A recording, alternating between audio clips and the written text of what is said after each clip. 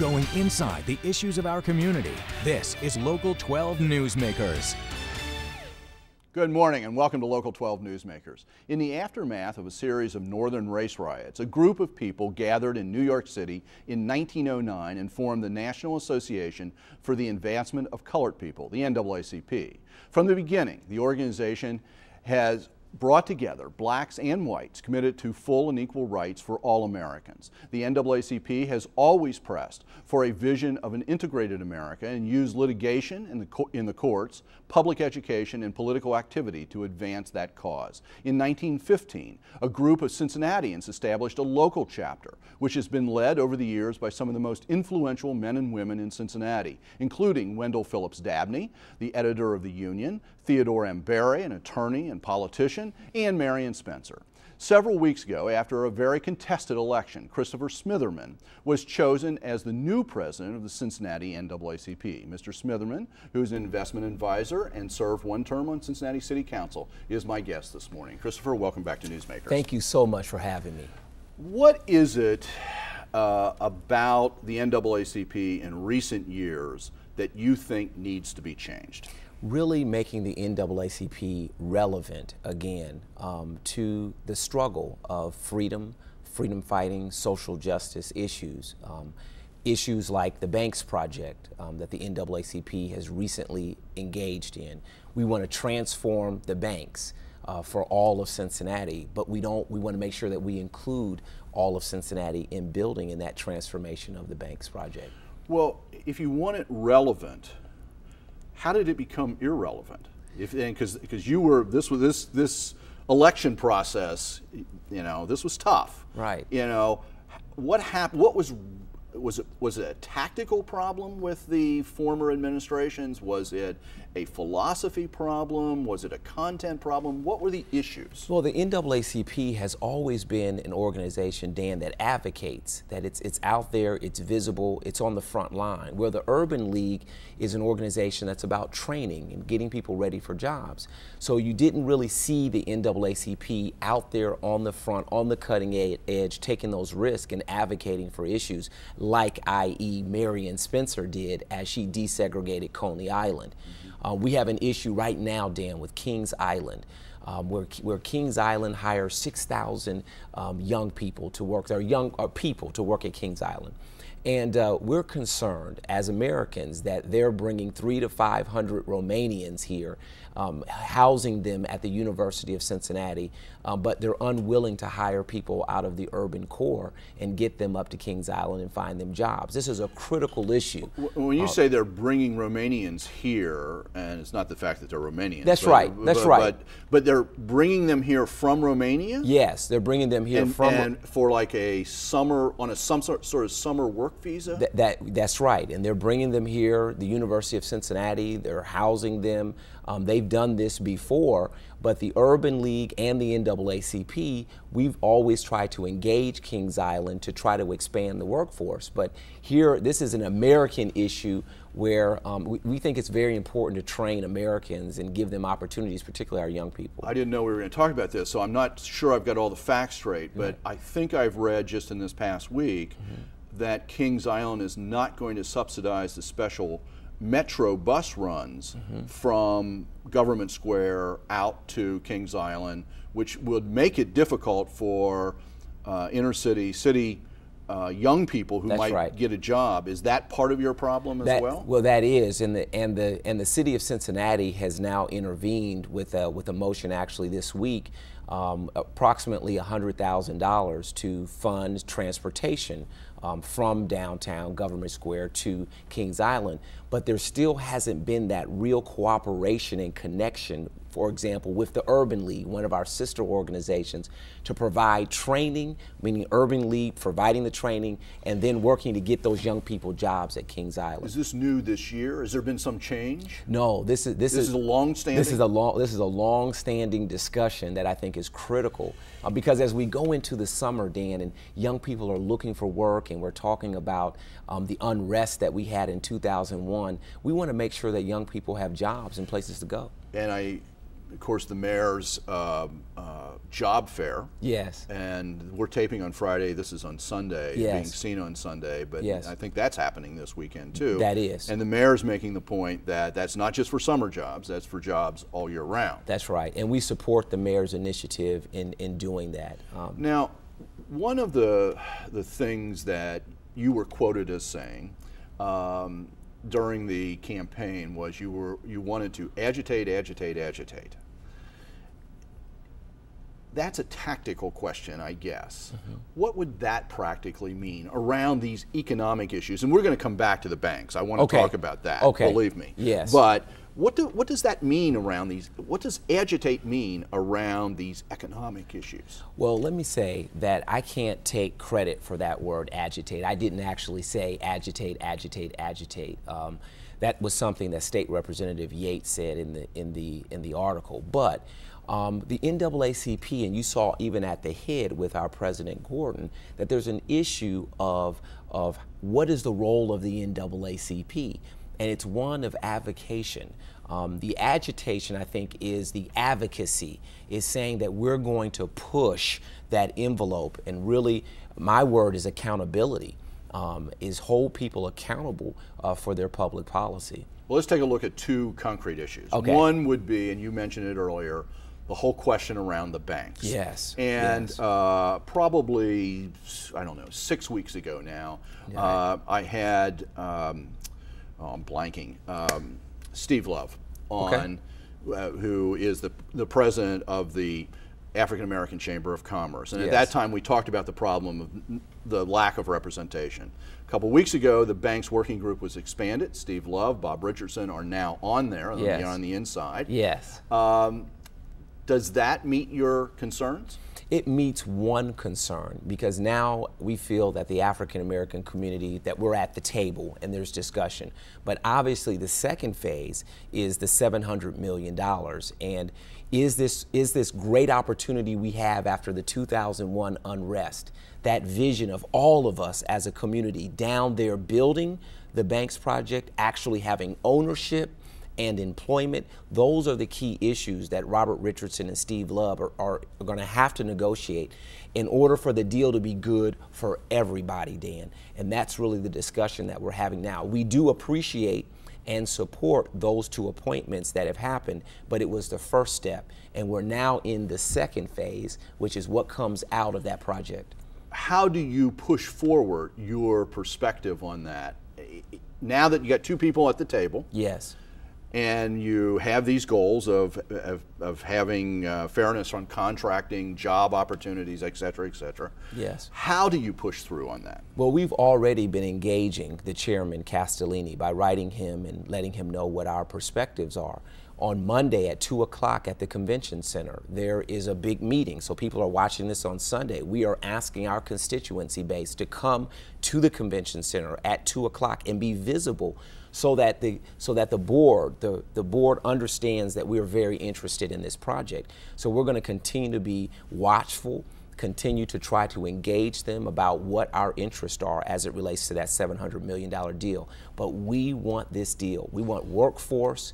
We want transformation of the banks, and this is a great opportunity for us all to do it together. Now, one of the questions in this sort of situation where you're dealing with economic opportunity, contracts and all of this, yes. I mean, even in the best of situations, a lot of this has to be hammered out behind the scenes. Yes. I mean, it's just the way it is. When you were on council, I think the perception was that you were pretty heavy-handed at times. And now you're in this position where you want to advocate. Is that a style that's going to be effective dealing with these kinds of complex economic issues? I think absolutely. I'm a financial planner, have deep understanding of finance, and we already have had a win, Dan. I mean, I don't believe that we would have gotten 2 African Americans on that bank's working group if the NAACP and Amos had not come out and really demanded that. This isn't something that the politicians, even though they are spinning it as they had this revelation, This was something that we demanded and advocated to get Robert Richardson and Steve Love at the table. And I think you'll see more of this kind of movement. The Nazis were saying they were going to march through the heart of Over the Rhine. That stopped because we believe that the Nazis and the KKK, that they are terrorist organizations. And why would we allow them to march right through the heart of one of our African American communities? But it came to pass that the person who was leading it was actually a criminal. So he wasn't going to come here and march and then, of course, have the FBI show up and arrest him. Well, last week, my guest focused on this question of this threatened march. The week before that, by the way, I had the leaders of Amos on to talk about this. But let's listen to something that you said in the midst of working out what the city's policy should be about the neo-Nazi march. Let me just play this. You can hear, listen to it. And I think these organizations, they have a right to speak, but they don't have a right to use our tax dollars and be protected by our police department as they're marching down our neighborhood saying whatever they're going to say. Okay, that basically got reflected in the legislation that Councilmember Cole led, where the groups would have to pay ahead of time, and you're saying that you don't want to have the police protecting. What does that do, though, for groups, NAACP, other civil rights groups, anti-war groups in the future that aren't popular? Are you saying that we're not going to protect unpopular demonstrators and protect their safety? What kind of policy is that from a group like the NAACP? You know, that's a great question. First, the NAACP, we are very strong advocates for freedom of speech. This is a different situation in our opinion because these are fighting words. These are people who have had a history of violence, of hanging and killing, and even Timothy McVeigh, one of our biggest domestic terrorist actions here, had ties to these white supremacy groups. So what we're saying here is that we want freedom of speech, and we didn't have a problem with them going to the square and actually espousing whatever they wanted to. The Fountain Square. The Fountain Square. The issue was that they wanted to march through the heart of one of our African American communities while spewing these fighting words. And we saw what had happened in Toledo, and we thought as the NAACP, not only protecting those residents, but also protecting our city. We didn't think that that was a good message to be sending to the rest of the world at this time as we're trying to move the city forward. So that's where the NAACP is. We are very strong advocates of freedom of speech. But why would we want to use our tax dollars, in answering your question directly, in our opinion, to protect a terrorist organization? So we don't view those groups that you just outlined as terrorist groups, but we do view the KKK and Nazi groups as terrorist groups. But how does, in a constitutional legal sense, how does the city make the decision about which groups they're going to protect and which groups they're not? I mean, we would not. These are sometimes. I mean, the march on Selma would have been, the word terrorist wasn't being used at that time, but the folks in Selma did not, the leaders of Selma didn't want that march to take place. You know, and they certainly didn't protect the marchers. So how do you make those distinctions? But those people in Selma don't have a history of violence and blowing up buildings and hurting and maiming and killing people. But you know what the neo-Nazis say? Al-Qaeda does. But you know what Nazis say? The neo-Nazis say. No. In Toledo, they weren't involved in the violence. The violence actually happened. I mean, they did their thing, got people stirred up, and they got out of there. Right, but that's their perspective. What I'm saying to you is that would our police department protect Al-Qaeda? If Al-Qaeda came and said they were going to march through any of our neighborhoods, would we dispatch our paramilitary organization to provide protection for them? And I think the answer to that is no. Okay, but okay. I think this is complex. I think it's going to end up getting fought out in court. Yes. I think this is, it's not clear. And Dan, your questions are thoughtful ones because we want to protect the Constitution and we want to protect the freedom of speech. But what we don't want to do, in my opinion, is support domestic terrorists in America. One final question. I know I'm over time. I'm letting my director know. How large is the NAACP right now, and how large does it need to be effective? Great question. 570 members when we started.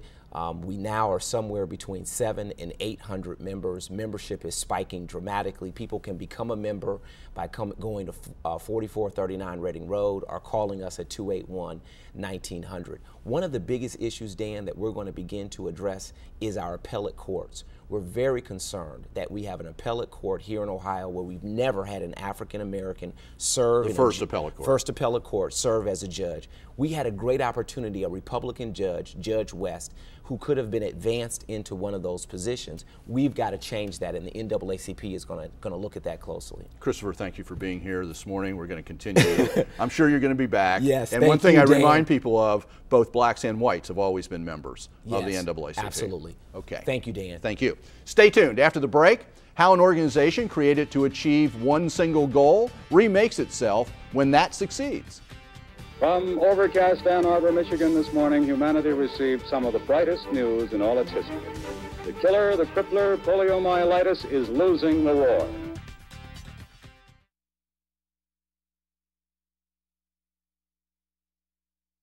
Prematurity is a national crisis.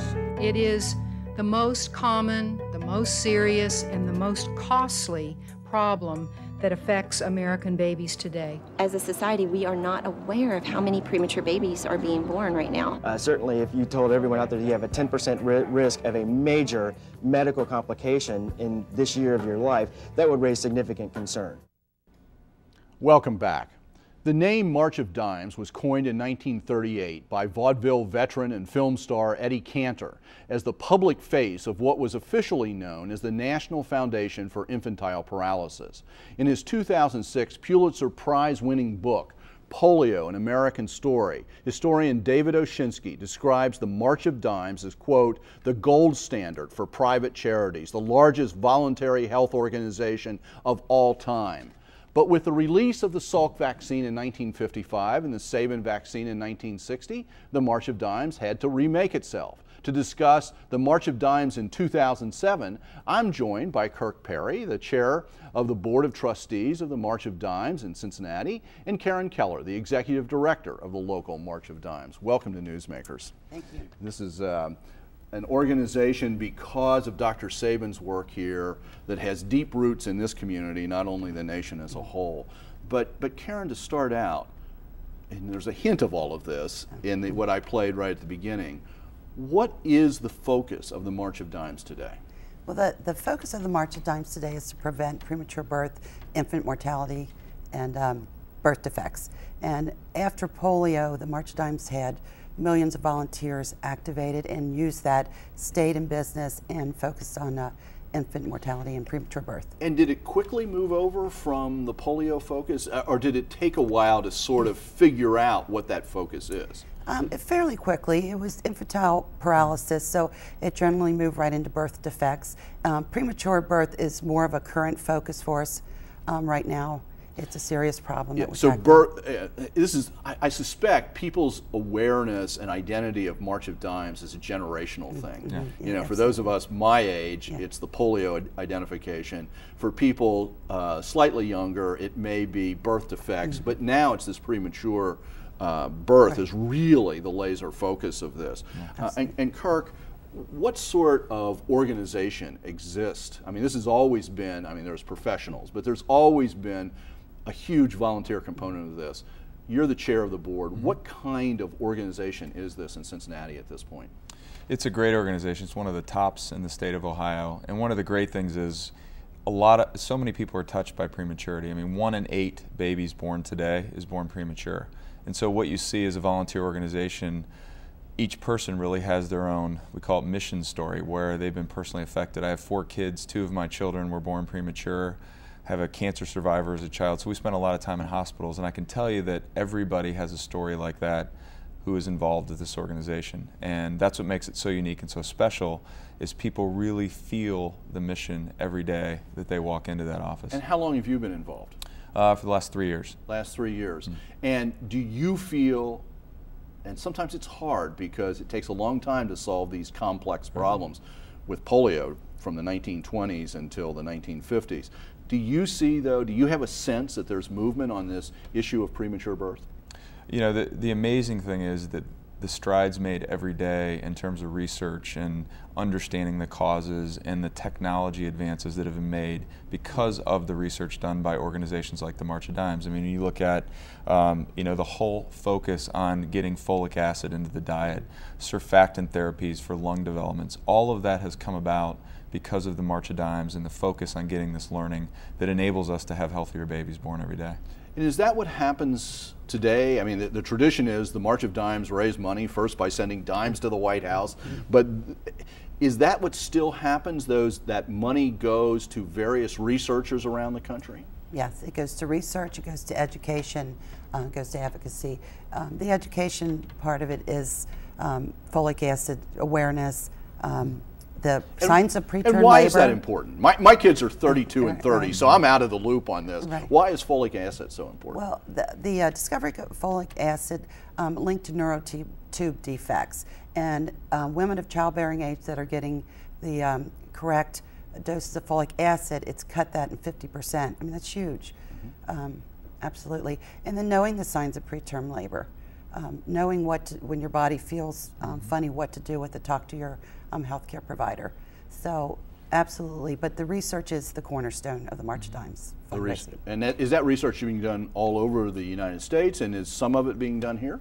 Absolutely, all over the United States, but we are fortunate with the medical facilities we have here. We've got right now about $900,000 coming back to Children's Hospital alone for some very, very potentially life-saving research. Children's Hospital, I don't know how many times I've said this on air, people I think of it as this direct care sort of facility, but there's this huge research operation that is there as well. It's probably our greatest research asset in this city.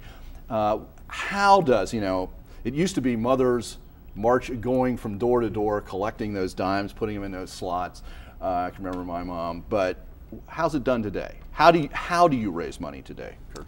Well, you know, a number of ways, but the Walk America is really one of our core fundraising activities for the year. And we're going to let people know about how they can participate in just a few minutes and how that information, but go ahead. But what we do with the walk-in specifically is corporations are involved obviously across the country and locally.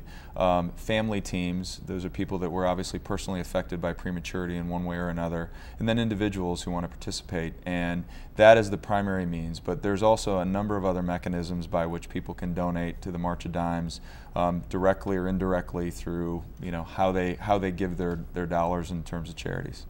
You know, get back to sort of the medical situation in general, not the complex medical situation, but to what extent is prematurity a function of poverty, for example? Is it something that only affects the poor? Is it something that affects middle class? And I suspect, given some of the things that you've said, what's the spread here? Well, what we know is about 50% of the cases of premature birth are unknown. You know, we know, I talk to women every week that have had healthy pregnancies and done nothing different and had a premature child. So about 50% of this is unknown. That's really what the research is looking at, triggers for that. The other 50%, there are factors. Certainly smoking, drinking, no prenatal care, poverty, stress, play a part in that. But it's pretty interesting when you look at a map of the state of Ohio and you look at the rates by county. It's pretty consistent across the state in terms of what the prematurity rates are. So that means rural, suburban, urban, yeah. There's some consistent rates. Are those rates, and I have less than about 30 seconds here, but are those rates increasing, decreasing, staying stable at this stage over, say, the last 10 years or so? Well, over the last 20 years, since the early 80s, it's increased 30%.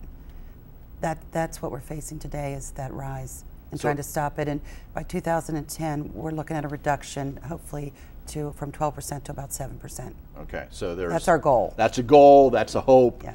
And that's what you're working towards. Let's get some information out here. If you would like to take part in this year's Walk America, you have 2 chances locally. On Saturday, April the 28th at East Fork State Park in Claremont County, pre-walk festivities begin at 8 in the morning and the walk starts at 9. The next day, Sunday, April the 29th, the walk will go through Covington, Newport, and Cincinnati. Now you can pre-register, times are the same by the way, you can pre-register and learn more about the walk and the March of Dimes in general by checking the website at marchofdimes.com/Ohio.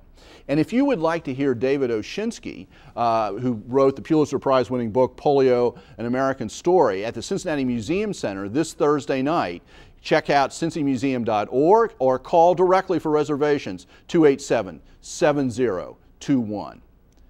Thank you for making Newsmakers a part of your Sunday morning. Next week, another special, well, actually, I think we're going to change that. So I don't know what's on next week, so just have a good week and be back with us. Thank you very much.